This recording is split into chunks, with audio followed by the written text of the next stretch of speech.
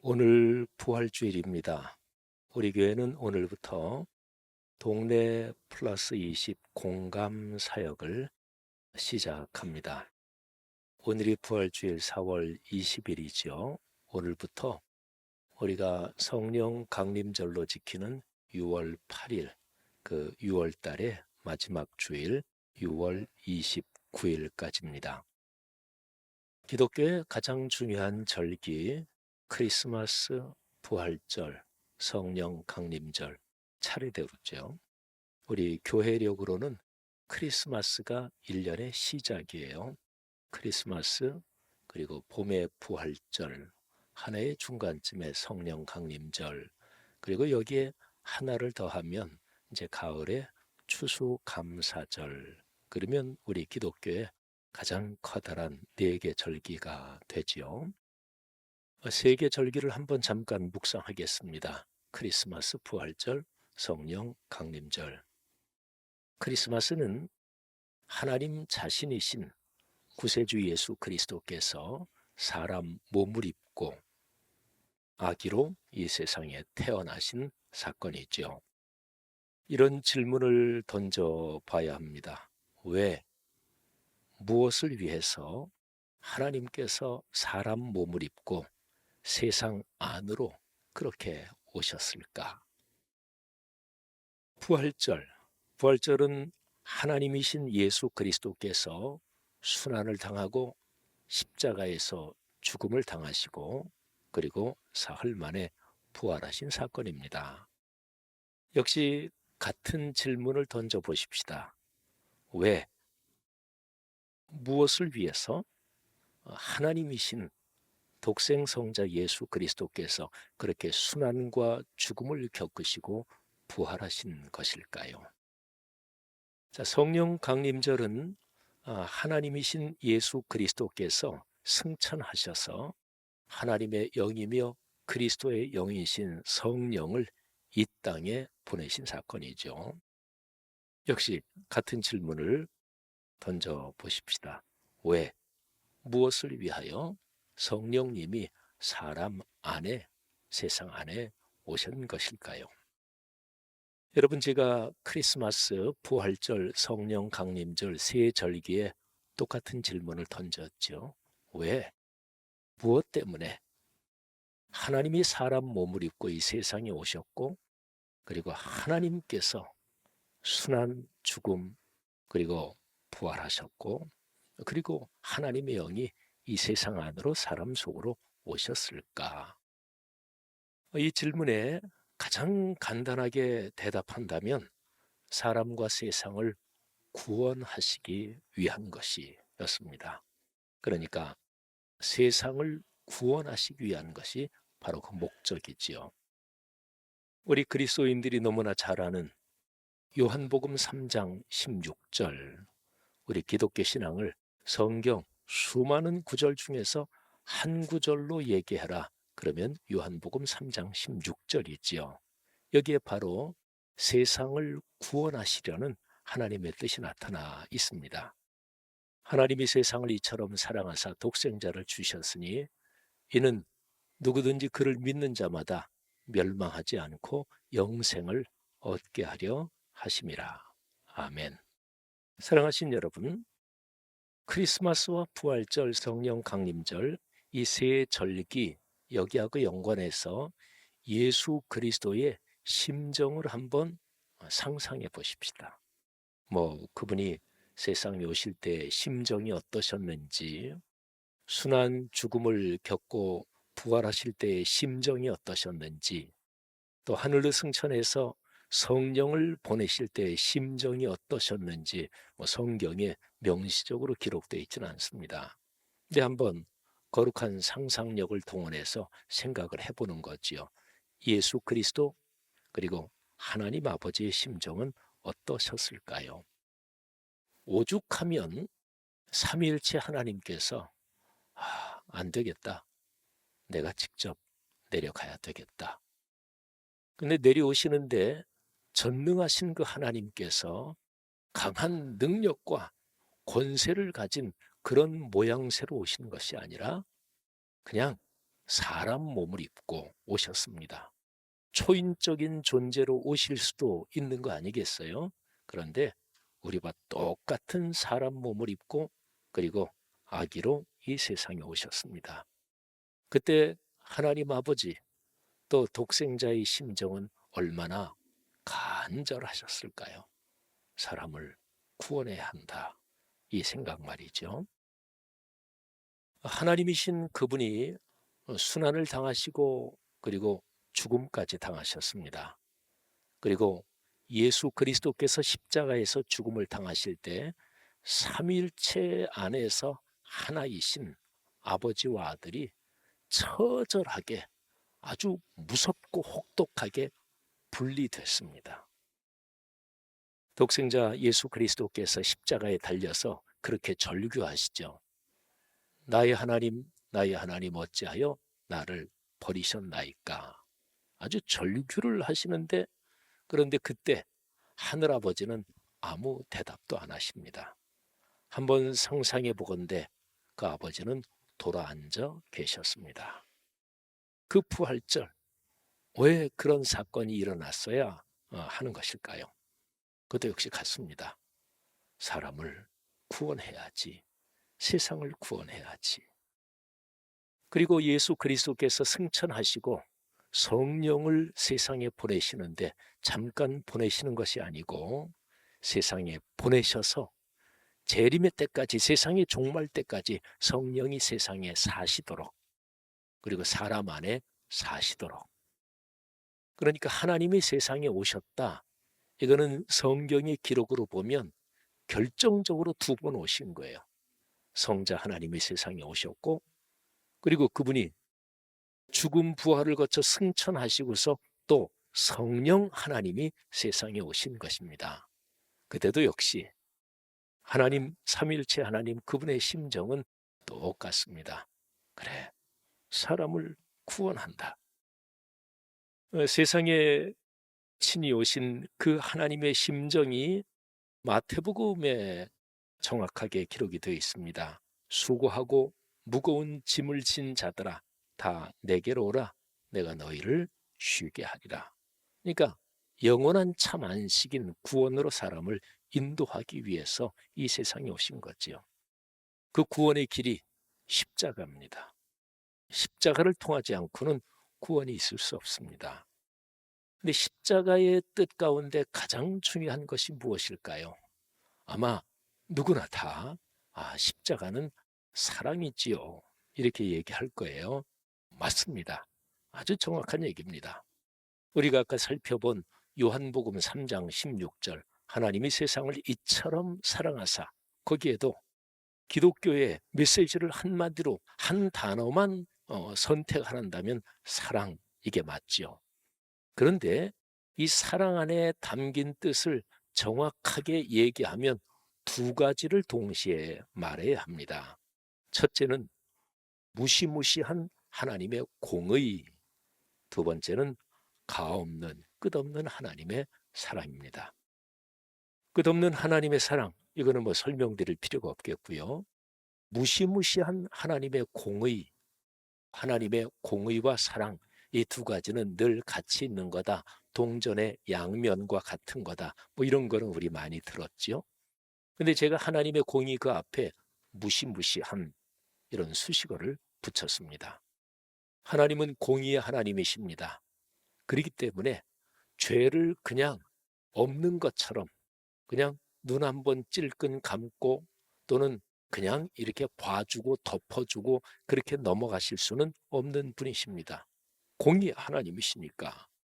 그러니까 하나님의 본성, 하나님의 속성에서 죄를 그냥 없는 것처럼 넘어갈 수는 없습니다. 죄의 형벌을 집행하셔야 돼요. 공의 하나님이시니까. 근데 죄의 그 형벌은 사망입니다. 영원한 죽음입니다. 여러분 십자가에서 하나님은 인류가 죄의 결과로 받을 그 사망을 당신의 아들에게 다 쏟아 부으신 것입니다. 조금도 남김이 없이. 그래서 무시무시한 공의를 당신의 아들에게 집행하신 것입니다. 그렇게 당신의 아들에게 무시무시한 공의를 집행하심으로써 그래서 인류를 당신의 아들로 삼으신 거예요. 그래서 인류의 죄가 거기에서 해결됐으니까 이제부터 너희가 의롭다 이렇게 여기신 사건이죠. 이거를 가리켜서 하나님의 의라고 합니다. 그러니까 하나님의 의, 하나님이 옳다고 여기시는, 의롭다고 여기시는 하나님의 논리, 그리고 하나님의 뜻이죠. 그러니까 하나님의 의, 그러면 그 안에 무시무시한 공의와 가없는 사랑, 이게 하나로 돼가지고 작동한 것, 이게 바로 하나님의 의입니다. 사도 바울은 로마서 1장 17절에서 하나님의 의에 대해서는 이렇게 말씀을 하고 있습니다. 복음에는, 예수 그리스도의 복음에 하나님의 의가 나타났다. 그래서 믿음으로 믿음에 이르게 하나니 기록된 바 오직 의인은 믿음으로 말미암아 살리라 함과 같으니라. 아멘. 그러니까 하나님께서 십자가에서 이루신 그 하나님의 의, 그거를 믿는 사람은 누구나 다 구원을 받는다. 그런 얘기지요. 사랑하신 여러분, 여러분이 지금 보시는 왼쪽에 걸린 현수막 동네 플러스 20 공감, 이 사역이 구체적으로 하나님의 의와 연관이 됩니다. 우리 교회는 작년 크리스마스 때 한 사람이 서너 명씩, 그리고 동네로 하면 한 20명, 그리고 우리 교회 전체로 하면 5천 명의 전도 대상자를 주님께 봉헌했습니다. 그리고 그분들을 위해서 동네 모임 때 또 개인적으로 이렇게 저렇게 계속 기도해 왔습니다. 여러분, 동네가 품고 있는 20명의 전도 대상자들, 이제 그분들 이제 우리가 주님 앞으로 인도하는 사역을 하는 거예요. 근데 여기에 공감이라는 단어를 제가 붙였습니다. 동네 플러스 20 공감. 이 공감이라는 표현의 뜻이 무엇입니까? 두 가지를 공감한다는 거예요. 제가 아까 삼위일체 하나님, 하나님 아버지와 예수 그리스도의 심정이 어떤지 한번 상상해 보는 말씀을 드렸잖아요. 크리스마스 때, 그리고 부활절, 그리고 성령 강림절, 그때 우리 주님의 심정이 어떠셨을까? 그 주님의 마음에, 주님의 시선에, 주님의 관점에 우리가 깊은 공감을 가진다. 이게 공감이란 단어에 들어있는 첫 번째 뜻입니다. 그 다음에 두 번째는 우리 각 사람이, 그리고 동네 20여 명 전도 대상자, 그분들의 삶에 깊이 공감하는 것입니다. 아마 전도 대상자로 정한 사람들 중에서는 여러분들의 친구도 있겠고 또 가족 친지도 있겠죠. 또는 동네 분도 계시겠죠. 동창도 있을지 몰라요. 하여튼 내가 뭐 전혀 생판 모르는 사람 이름은 쓰진 않았겠죠. 그러면 내가 아는 범위 안에서 그분들의 삶의 상황, 이거를 마음속에 품고 기도하는 거예요. 어려움이 있다면 하나님, 그 어려움을 해결해 주옵소서. 자녀들 때문에 고민하고 있는 그런 사람이라면 하나님, 그 사람이 고민하고 있는 그 자녀 문제 하나님이 풀어 주옵소서. 그래서 전도 대상자들의 삶의 상황에 깊이 공감한다. 그래서 이제 공감이라는 단어를 붙인 거예요. 이제 그분들 중에서 우리가 동네마다 한 사람을 우리 교회로 인도합니다. 4월 20일 오늘 부활주일부터 6월 8일 성령 강림절을 거쳐서 6월 말 주일까지, 그러니까 420 그리고 629 두 달이 좀 넘는 기간 중에 뭐 어느 주일이라도 상황이 되는 대로 그분을 우리 교회로 인도하는 거예요. 자, 이 사역을 하는 근거 성경 구절이 두 개입니다. 첫 번째가 사도행전 1장 8절이고 두 번째가 마태복음 6장 33절입니다. 자, 사도행전 1장 8절, 우리 뭐 성도들이 다 암송할 텐데 우리 한번 다 같이 암송해 볼까요? 시작. 오직 성령이 너희에게 임하시면 너희가 권능을 받고 예루살렘과 온 유대와 사마리아와 땅 끝까지 이르러 내 증인이 되리라 하시니라. 아멘. 여러분, 사도행전 1장 8절에는 세 가지 메시지가 담겨 있습니다. 첫째, 성령이 오신다. 하나님의 영, 그리스도의 영이신 성령이 오신다. 두 번째, 권능을 받는다. 존재하는 모든 힘과 능력 중에서 가장 최고고 가장 절대적인 하늘의 그 능력, 그 권능을 받는다. 여러분, 권능이라는 단어하고 능력이라는 단어는 다릅니다. 그냥 능력 그러면 힘을 얘기하지요. 예를 들면 무술을 배운 사람이 있다고 생각을 해보세요. 그 사람은 이렇게 무술의 힘이 뛰어날 거 아니겠어요? 신체적인 또는 무술의 힘이 강하지요. 그게 능력이에요. 근데 어떤 경찰관이 있어요. 보통 경찰관들도 신체 단련을 하겠죠. 근데 무술을 배운 사람, 그 사람에게 옷 벗고 결투를 하면 뭐 경찰관이 안 될 정도로 무술이 뛰어난 사람이라고 생각해 보세요. 그럼 경찰관이 그 사람한테 능력이 약해요.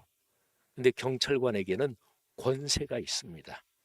대한민국의 경찰.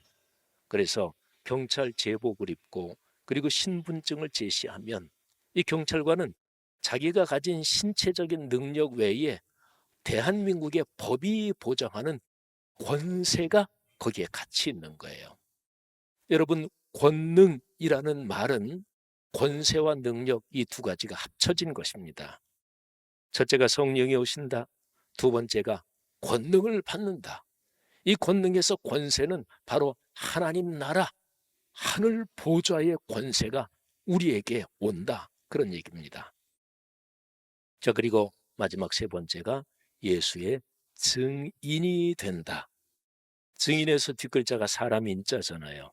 그러니까 예수의 증인, 예수의 사람이 된다는 것이고, 예수님에 대해서 기록된 66권 성경 말씀, 그 말씀의 사람이 된다는 것이고, 우리에게 오셔서 예수 그리스도를 더 깊이 알게 하고 예수 그리스도의 사람으로 살게 만드는 성령의 사람이 된다. 이게 예수의 증인이 된다는 거예요. 사도행전 1장 8절, 성령이 오신다, 권능을 받는다, 그리고 증인이 된다.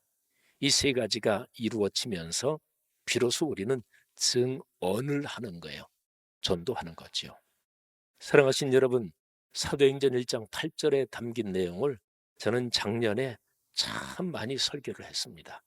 올해도 역시 그렇습니다. 여러분, 이제 우리는 우리 전도 대상자, 그분들을 구체적으로 전도하는 거예요. 자, 두 번째 성경 구절은 마태복음 6장 33절입니다. 그런즉 너희는 먼저 그의 나라와 그의 의를 구하라. 그리하면 이 모든 것을 너희에게 더하시리라. 자, 이게 우리 교회가 암송하는 성결 구절 안에 들어있던 거였죠. 뭐 암송하실 수 있는 분들 같이 한번 암송하시고, 또 신앙생활 오래 하시면 그 구절을 100%는 암송 못해도 한 60%, 70%만 해도 다른 사람 암송할 때 4분의 1박자 정도 늦게 따라하는 거는 늘 다 하시죠, 그죠? 자, 마태복음 6장 33절 시작. 그런즉 너희는 먼저 그의 나라와 그의 의를 구하라. 그리하면 이 모든 것을 너희에게 더하시리라. 아멘. 이 구절은 조건과 그 조건에 대한 결과 두 가지로 이루어져 있습니다. 조건은 그의 나라, 그의 의를 구하는 것입니다. 그의 나라, 그의 의, 하나님의 나라와 하나님의 의를 구하는 것입니다. 여기서 구한다는 것은 어떤 것이 야, 진짜 중요하구나. 이거를 분명히 인식하고 믿고 간절하게 그것을 갈망하고 그것을 위해서 자신의 삶을 헌신하고 그리로 전력을 다해서 쫓아간다. 이게 구한다는 뜻입니다. 자, 그러면 하나님의 나라, 하나님의 의는 무엇입니까? 이미 설명을 드렸어요. 크리스마스 부활절 성령 강림절을 설명드리면서 십자가 사건을 설명드리면서 십자가 사건의 하나님의 의가, 하나님의 나라가 거기에서 드러났고 나타났습니다. 그거는 바로 무시무시한 하나님의 공의, 그리고 가없는, 끝없는, 한없는 하나님의 사랑, 이게 같이 작동한 것, 십자가 사건이 바로 하나님의 의입니다. 여러분, 하나님의 의를 구한다, 이게 바로 사도행전 1장 8절이지요.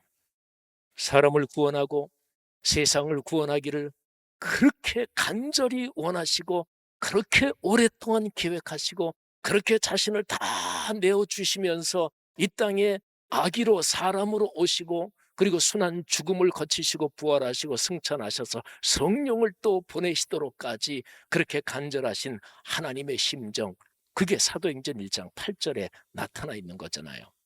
그러니까 사도행전 1장 8절의 명령에 순종하는 것이 하나님의 나라, 하나님의 의를 구하는 것입니다. 자, 이 조건이 되면 거기에 이런 결과가 따릅니다. 이 모든 것을 너에게 더하신다. 마태복음 6장의 문맥을 쭉 읽어보면 초등학생도 압니다. 이 모든 것이 무엇을 의미하는지를. 그거는 그 앞에 나온 건데, 사람이 살아가면서 필요한 모든 물질적인 것, 생활에 필요한 모든 것을 다 말합니다. 재물과, 그리고 건강과, 내 아들, 딸, 손녀, 손자 잘 되는 것, 사회적으로 성취하는 이 모든 구체적인 삶의 필요들을 말합니다. 사랑하신 여러분, 우리는 구체적인 이런 방법으로 동네 플러스 20 공감 사역을 진행합니다. 기간은 말씀드린 대로 420 그리고 629 6월 말까지입니다. 그리고 실행 방법이 두 가지인데, 첫째는 각 동네가 한 20여 명 전도 대상자들이 있을 텐데 그 중에서 구체적으로 3명이나 4명을 정하는 거예요. 그러니까 동네 모임하면서 여러분들이 전도 대상자로 정하신 분들 중에서 이번에 6월 말까지 꼭 교회로 인도할 가능성이 그중 높은 사람, 서로 얘기하고 기도하면서 서너 명을 정하는 거예요. 두 번째 방법은 그 중에서 한 명을 꼭 6월 29일 전까지 어느 주일이든지 교회로 인도하는 거예요. 목사님이 한 명을 인도하라 그랬다. 또 한 명이 교회 나오고 싶어 하는데, 아유, 당신 6월달 지나서 나와야 됩니다. 뭐 그럴 필요는 없다는 건 아시죠? 자, 근데 중요한 점이 두 가지가 있습니다. 첫째는 이미 말씀드린 거예요. 깊은 공감을 가지고 이 사역을 하는 거예요. 예수 그리스도의 마음, 하나님의 심정에 깊이 공감하며, 그리고 전도 대상자, 그분들을 진정으로 주님의 마음으로 사랑하고 그분들을 위해서 기도하면서 진행한다는 게 중요한 점, 첫 번째입니다. 그 다음에 두 번째 중요한 점은 그분들이 교회로 오시면 바로 그 동네로 초청해서 동네의 가족이 되도록, 그래서 그분들이 오시면 동네 모임을 새로 오신 그분을 중심으로 동네 모임을 하는 거예요. 어떤 동네가 말씀 묵상을, 우리 동네는 굉장히 깊게 말씀 묵상을 나눈다. 또 동네 모임을 하면 뭐 1시간 반, 어떨 때는 2시간도 한다. 근데 새로 어떤 분이 오셨는데 그분이 전혀 말씀 묵상이 낯설면 말씀 묵상을 간단하게 하십시오. 그러니까 그분에게 맞추는 거예요. 그리고 그분이 교회에 잘 정착되도록, 그래서 그분을 동네가 같이 품는 것입니다. 교회로 오자마자 동네 모임에 초대해서 가장 그 초대한 그날 동네 세매줄 성경, 우리가 지금 4권을 묵상하고 있으니까 4권을 선물하고, 그리고 매일 이렇게 한 페이지씩 읽고 뭐 밑줄 치고 동그라미 치고 하시는 겁니다. 오른쪽에는 뭐 쓰셔도 되고 안 쓰셔도 되는데 그냥 소감을 몇 줄 쓰셔도 되고 안 쓰셔도 됩니다. 그래서 오시자마자 동네 세매줄 성경을 선물해 드리고, 그래서 동네에서 품는 것입니다. 사랑하신 여러분, 하나님께서 이 사역을 축복하시고 사랑하십니다. 우리는 크리스마스 예물, 작년 크리스마스 때, 그리고 올해 부활절, 그리고 성령 강림절 있는 그달 말까지는 동네 플러스 20 공감 사역, 그리고 이제 올해 추수감사절 때, 그때 이제 한 번 더 2달 정도 할 겁니다. 그때는 동네 플러스 20 결실, 추수감사절은 추수의 계절이잖아요. 사랑하신 여러분, 이 일에 깊이 참여하며 헌신하며 하나님의 축복이 여러분의 삶에 넉넉하기를 주님의 이름으로 축원합니다.